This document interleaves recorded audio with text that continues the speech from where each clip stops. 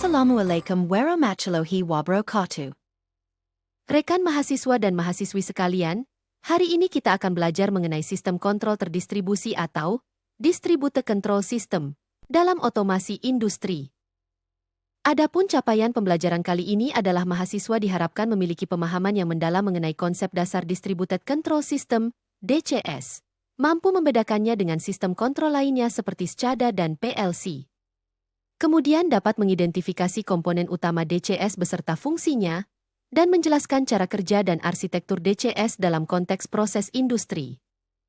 Selain itu, mampu menerapkan pemrograman sederhana pada sistem DCS dan memiliki keterampilan untuk menganalisis serta memecahkan masalah yang sering terjadi dalam pengoperasian DCS, sehingga dapat meningkatkan efisiensi dan efektivitas sistem kontrol dalam industri.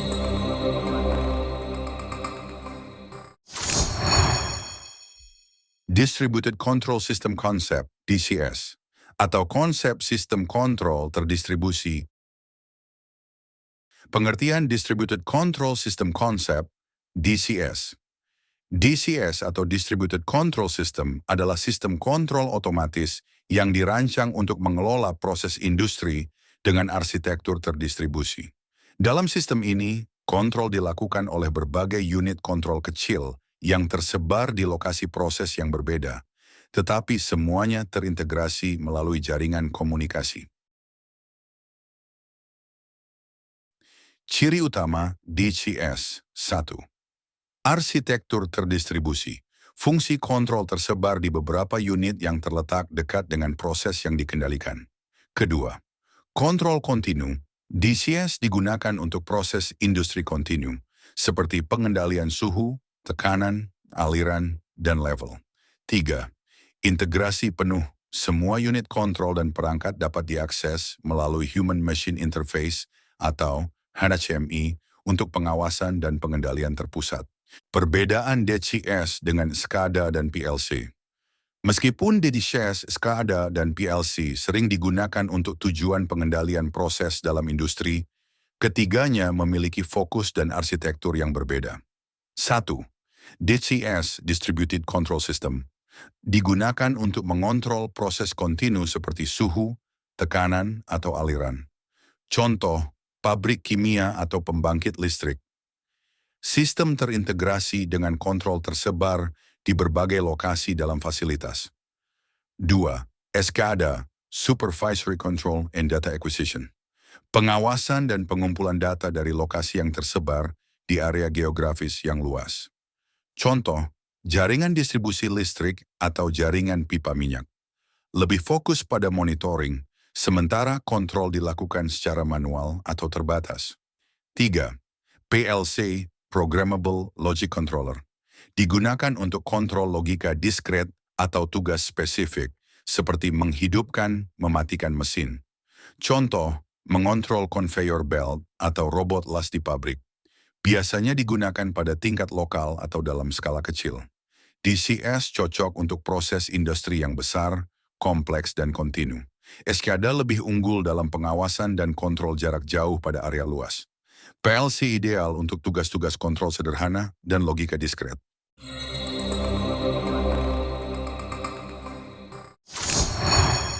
Komponen utama DCS. Komponen utama DCS, Distributed Control System, mencakup 4 elemen penting yang saling terintegrasi.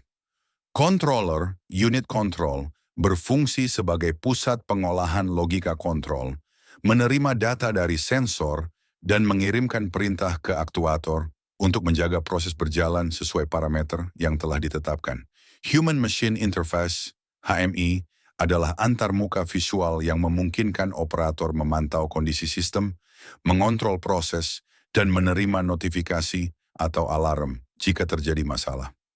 Field devices seperti sensor dan aktuator bertugas mengukur parameter proses seperti suhu, tekanan, atau aliran, serta melakukan tindakan kontrol seperti membuka katup atau mengatur kecepatan motor. Semua komponen ini dihubungkan melalui jaringan komunikasi yang menggunakan protokol industri seperti Modbus, Profibus, atau Ethernet untuk mengirimkan data secara real-time dengan kecepatan tinggi dan keandalan yang tinggi memastikan koordinasi yang efisien dalam pengoperasian sistem DCS.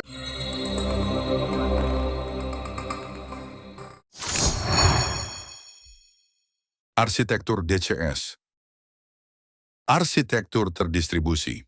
Arsitektur DCS dirancang secara terdistribusi, di mana fungsi kontrol tersebar di berbagai unit kontrol yang ditempatkan dekat dengan proses yang dikendalikan. Pendekatan ini memungkinkan setiap unit untuk menangani pengolahan data lokal secara mandiri, mengurangi beban pada pusat kontrol, dan meningkatkan kecepatan respons sistem. Dengan arsitektur ini, data dari sensor langsung diproses oleh unit kontrol terdekat, yang kemudian dapat memberikan perintah langsung ke aktuator tanpa harus melewati satu pusat kontrol utama.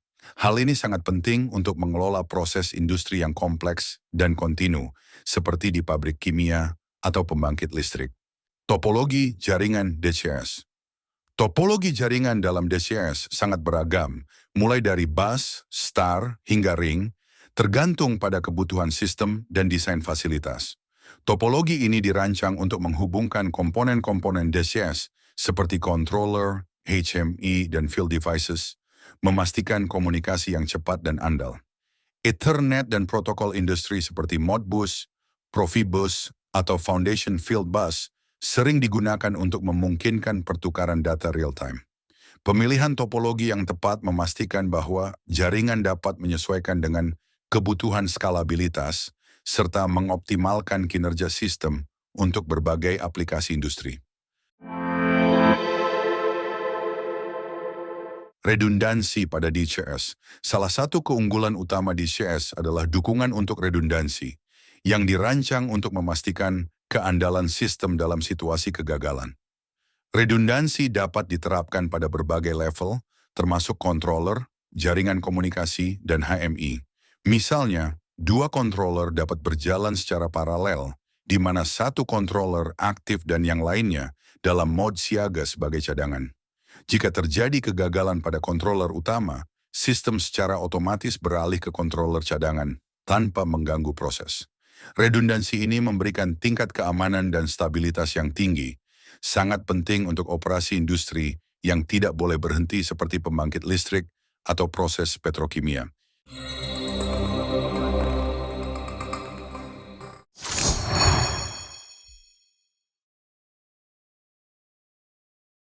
Fungsi dan manfaat DCS dalam industri mencakup 3 aspek utama yang membuatnya sangat penting dalam pengoperasian proses industri.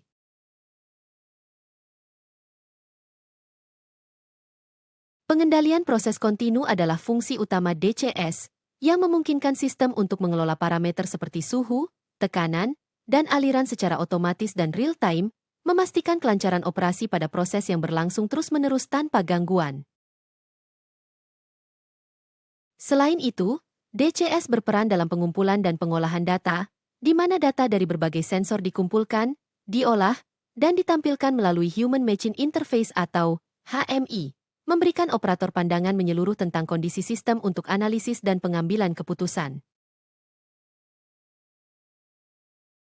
Yang tak kalah penting, DCS meningkatkan keamanan operasional dengan menyediakan alarm, redundansi, dan pengendalian yang andal, sehingga mengurangi risiko kesalahan manusia dan memastikan bahwa sistem dapat berjalan dengan stabil, aman, dan efisien dalam berbagai kondisi operasional.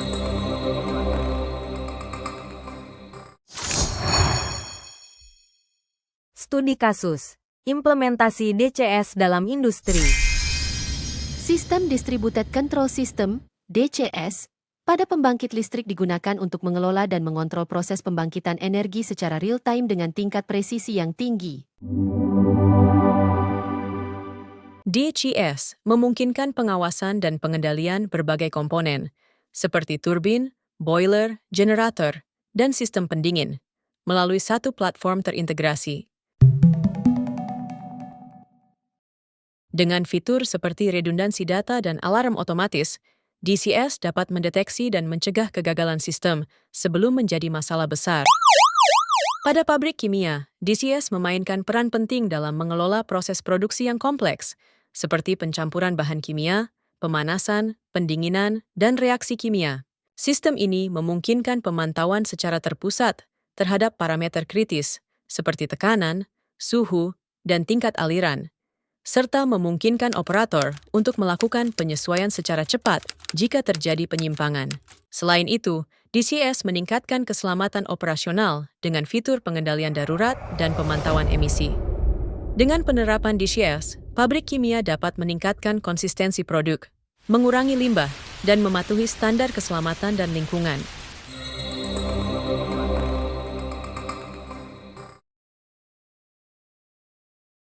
Pemrograman dan konfigurasi DCS. Dasar-dasar pemrograman DCS.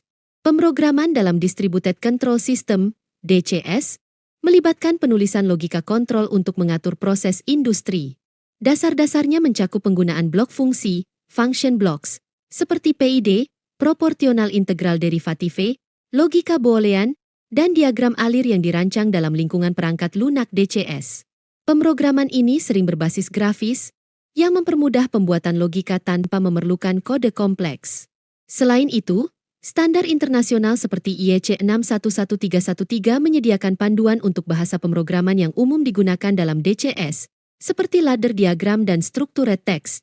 Dasar-dasar pemrograman juga meliputi pemetaan input-output, I/O, yang menghubungkan perangkat lapangan dengan sistem kontrol. Pengaturan parameter proses. Dalam hal pengaturan parameter proses adalah langkah penting dalam konfigurasi DCS untuk memastikan sistem bekerja sesuai spesifikasi. Operator mengatur parameter seperti set point, batas minimum dan maksimum, serta laju perubahan, ramp rate, agar sesuai dengan kebutuhan proses. Parameter ini juga mencakup kalibrasi sensor, pengaturan nilai pengendalian loop, dan definisi skala unit pengukuran.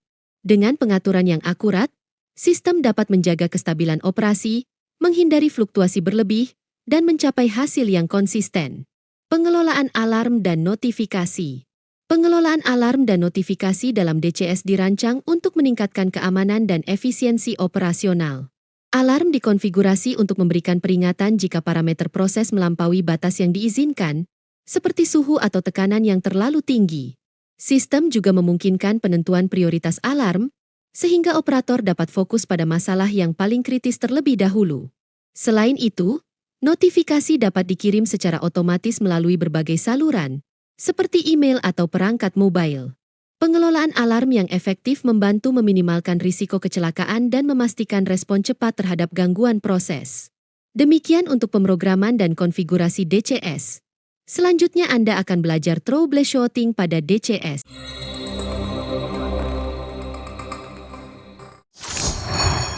Halo, rekan mahasiswa dan mahasiswi, saya Asri Andarini. Kali ini kita akan sama-sama belajar mengenai troubleshooting pada DCS.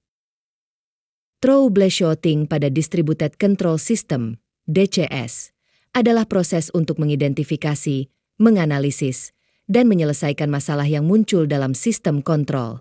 Masalah dapat terjadi di berbagai level, mulai dari perangkat keras, hardware, seperti modul I/O dan jaringan komunikasi, hingga perangkat lunak, software, seperti logika kontrol atau konfigurasi parameter proses. Langkah pertama dalam troubleshooting adalah memahami gejala masalah, seperti alarm yang terus muncul, respons sistem yang lambat, atau data sensor yang tidak konsisten. Operator biasanya memanfaatkan fitur bawaan DCS, seperti log historis, diagnosa sistem, dan visualisasi grafik, untuk melacak penyebab masalah. Proses troubleshooting melibatkan pemeriksaan komponen secara sistematis. Pada level perangkat keras, teknisi memeriksa koneksi kabel, daya listrik, dan kondisi modul. Sedangkan pada level perangkat lunak, mereka mengevaluasi logika kontrol, konfigurasi parameter, dan pengaturan jaringan. Jika masalah berasal dari jaringan komunikasi, seperti protokol Ethernet atau Profibus, teknisi dapat menggunakan alat diagnostik untuk mengukur latensi atau mendeteksi konflik alamat IP. Troubleshooting yang efektif membutuhkan pemahaman mendalam tentang arsitektur DCS, dokumentasi sistem, serta pelatihan teknis yang memadai untuk memastikan operasi dapat kembali berjalan lancar dengan minim downtime.